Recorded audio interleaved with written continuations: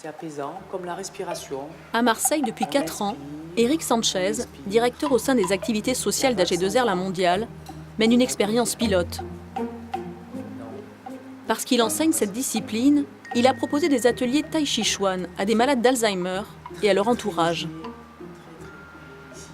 Là, on fait comme si on lance une boule de pétanque. Cette pratique, qui s'appuie sur des images simples, semble ranimer des malades d'ordinaire apathiques. C'est une relaxation par le corps.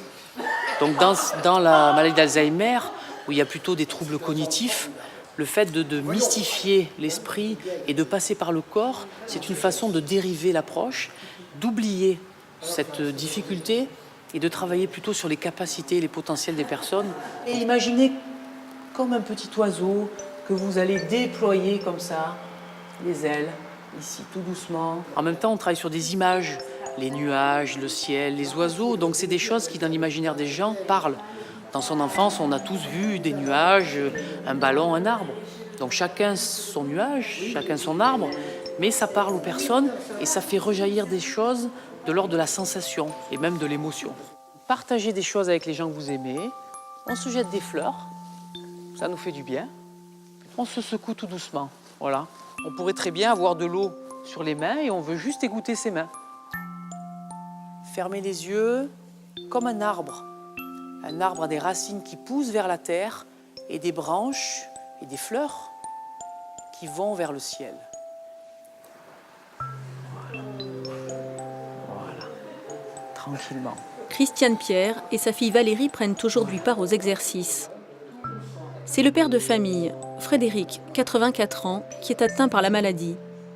Il est un des pionniers de l'atelier Tai Chi destiné aux patients Alzheimer. Comment tu te sens? En pleine forme.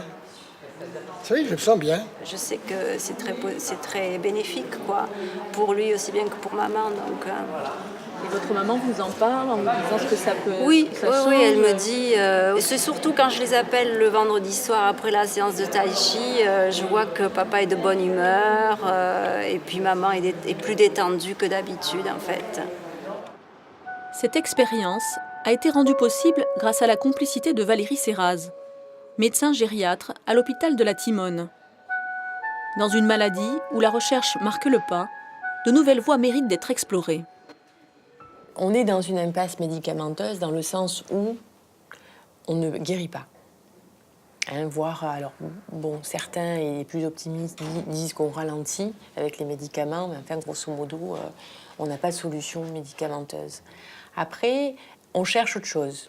Et pour le Tai Chi, pour ce qui concerne le Tai Chi, je pense que c'est une activité qui va cibler le domaine fonctionnel, le domaine des capacités dans la vie domestique et dans la vie quotidienne. Ça cible aussi le cognitif, ça cible l'humeur, le bien-être, le comportement.